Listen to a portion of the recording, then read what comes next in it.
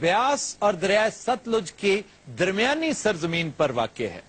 یہ جس خطے میں واقع ہے اسے دریائے ستلج کے نیلگوں پانیوں کی نسبت سے نیلی بار کہا جاتا ہے.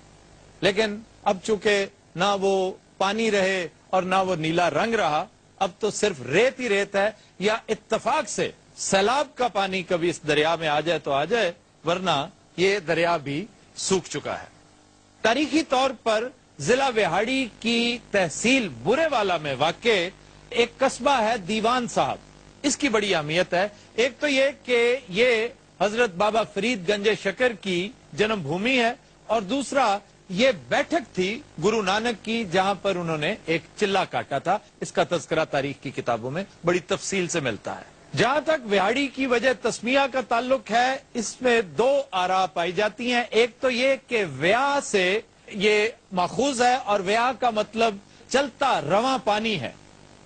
لیکن قرینہ قیاس یہ ہے کہ سوکھے ہوئے دریائے بیاس کو پنجابیوں نے پہلے ویاس کہا، اور اس کے بعد وہ سین ختم ہو گیا، اور کثرت استعمال سے یہ ویاس ویا میں کنورٹ ہو گیا، اور ویا سے وہاڑی آگے یہ نام پڑ گیا. جی، ضلع وہاڑی 3 تحصیلوں پہ مشتمل ہے: بورے والا، وہاڑی اور میلسی. میں سب سے پہلے آپ کو بتاتا چلوں کہ تحصیل میلسی میں ہمارے ایک دوست محمد جنڈیر صاحب ہیں. انہوں نے اپنے قصبہ سردار پور جنڈیر میں جو ایشیا کی بڑی پرائیویٹ ان کی لائبریری ہے، مور دین 4000 وہاں پہ بکس ہیں، اور بڑا اچھا ماحول انہوں نے. جنڈیر صاحب کا کوئی بیک گراؤنڈ پتا ہے آپ کو؟ بڑے ذمہ دار ہیں وہاں پہ.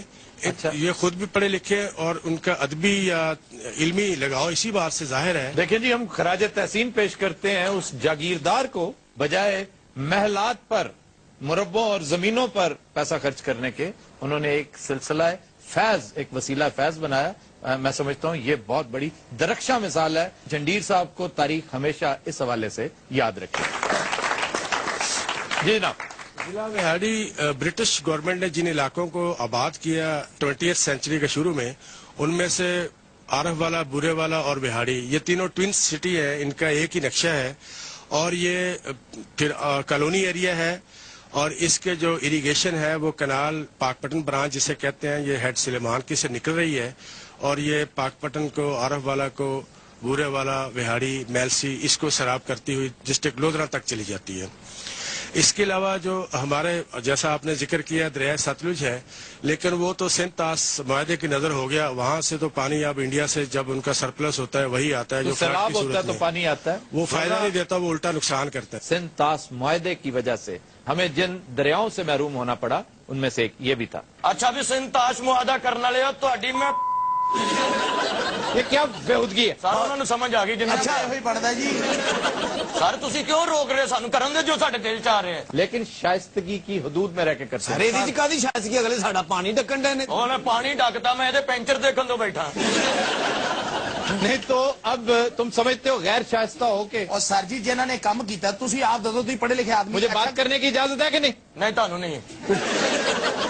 جی سر پلیز کیری آن. خواتین و حضرات، مشاہیر کا تذکرہ کرنے سے پہلے ایک اہم اعلان ضروری ہے کہ گزشتہ ہفتے پاک پتن کرتے ہوئے نہ جانے کیوں 2 اہم شخصیات کا تذکرہ ہم نہیں کر سکے. ایک تو ممتاز مذہبی اسکالر ہیں جناب جاوید احمد غامدی، ان کا تعلق پاک پتن سے ہے، بڑی اہم شخصیت ہیں وہ. اور دوسرے ممتاز صحافی مجیب الرحمان شامی صاحب. اچھا جی، مشاہیر کے بارے میں بتائیے، آپ کے ضلع کے کون کون اہم لوگ ہیں، اہم شخصیات؟ میاں ممتاز دولتانہ صاحب بھی ہیں، جو متحدہ مغربی پاکستان جو تھا ایک ہی صوبہ ہوتا تھا، اس کے چیف منسٹر بھی رہے ہیں. اور ہمارے ضلع کے ایک اور مشہور سیاستدان سعید احمد منیز صاحب ہیں، جو پنجاب اسمبلی کے اسپیکر رہے ہیں. ڈسٹرکٹ وہاڑی سے 4 ایم این ایز ہیں، ان میں سے محترمہ تہمینہ دولتانہ ہیں، اصغر جٹ صاحب ہیں، حیات خان ٹوچی ہیں، اور عظیم دولتانہ صاحب ہیں.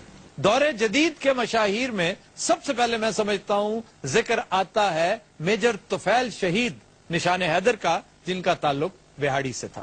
شاعر اور ادیب تو اس خطے سے کوئی لمبی چوڑی فہرست ان کی ہمیں نہیں ملتی، لیکن جدید شعراء میں ایک شاعر ہیں عباس تابش، ان کا تعلق میلسی سے ہے، جو ضلع وہاڑی کی ایک تحصیل. بورے والا تحصیل ہے، یہاں کا وقار یونس. وقار یونس کے علاوہ سلیم شیروانی صاحب ہیں، وہ ہاکی ٹیم میں، پاکستان ٹیم کے بڑے اہم سینٹر فارورڈ खिलाड़ी रहे हैं, उन्होंने बड़ा नाम था उनका। सलीम शेरवानी बड़ा आउटस्टैंडिंग प्लेयर था। यहाँ के तारीखी आसार कदीमा में मस्जिद फतेहपुर है, जिसकी बुनियाद शहनशाह अकबर के दौर में रखी गई। इसके अलावा जामे मस्जिद सरगाना, सरदार फतेह खान जोइया का मजार और शाही मस्जिद जिला जीम है। चाह फरीद भी एक बड़ी अहम जगह है तारीखी नौयत की। मस्जिद चहार यार बैठक बाबा गुरु नानक की है, जैसा कि मैंने पहले अर्ज किया कि ये दीवान साहब में वाक़या है। इसी तरह कला, उमर कोट वगैरह भी इसी अहद की दास्तानें सुनाते नजर आते हैं।